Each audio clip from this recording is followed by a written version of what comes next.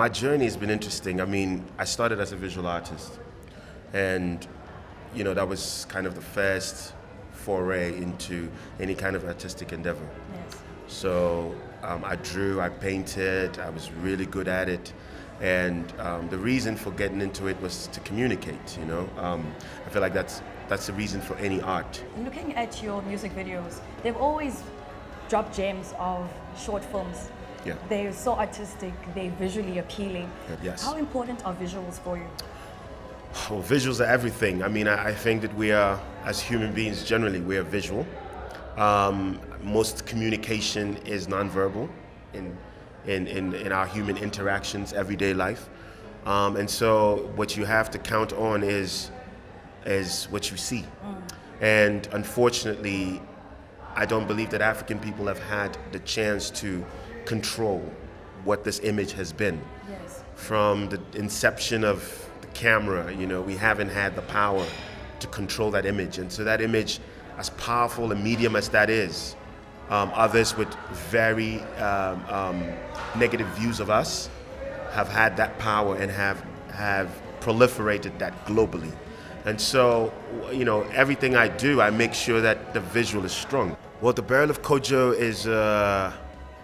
is a poetic, magical realism epic, told from a perspective of a little girl, whose responsibility is to rescue her father after he goes missing on a mining expedition. Yeah.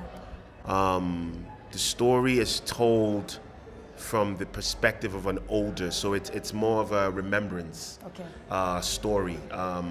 And so much of it is so spectacular that we wonder if it actually happened. And some of it is so real that we are certain that it happens. But the blurred lines is what the film is about. Let's talk about inspiration. Yes. I've seen that you've had interaction with Ryan Coogler, Yes. Ava DuVernay, Yes. Akino Motosho, who's conducting your Q&As. Yeah. What words of wisdom have they passed to you that you can share with us? Oh, so many. I should also mention my brother, Terrence Nance, who Terrence was my roommate for like 6 years. He's an amazing creator. He has a show now on HBO called Random Acts of Flyness. And I'm gonna watch it. Yes, Terrence is my It is showing here locally. Okay, Yeah. fantastic. Terrence is a brilliant genius. I mean, he's actually the one who taught me to be fearless as a Yeah, filmmaker. yeah. We made our first film together, Native Yeah. Son. We shot in Ghana. That was my first short, his first short. And his growth has been one that has, for me, been so inspirational. And a lot of it comes from him always being like, we gotta have no fear. Like, well, really, what do we have to lose, right? And so That's speaking to me too. you understand. So that was, Terrence has been a huge, he was one of the first people that read the script with me. He was one of the first people to give me feedback on my first cut. Yeah. And he was straight up like, Blitz, this is not working. He was like, it's not even working on a poetic level. He was like, you need to go back and you need to reshoot. And that's the kind of relationship we have with each other. We're very clear about making sure that none of us produce mediocre work. As it relates specifically to the Burial of Kojo, some of the best feedback I got was from Ryan Coogler, who was super generous. He invited me to his house and we sat through the film, and one of the things I was wrestling with was the opening of the film. Yeah. Right? It was, as any filmmaker, this is probably the first thing you dream of, right? Is how the film's gonna open. And I was very excited because I was like, I've got this perfect opening, spent a lot of time, a lot of money, got it together. And then I showed it to Ryan, and Ryan was like, nah, bruh. He was like, nah, bruh. He was like, I know the magic starts in the second scene. Like, he was like, you're killing the magic. You need to start with the magic, right?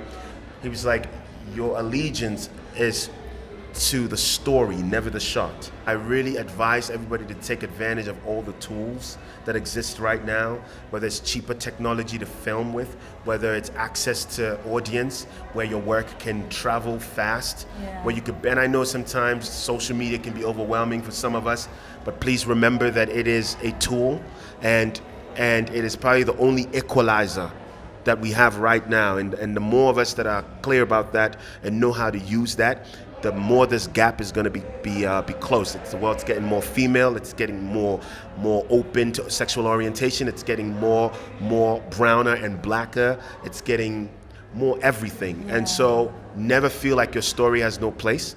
Always know that your story has a place and has an audience, and we're just gonna have to muscle the future into existence. It's not gonna be handed. It never has and never will.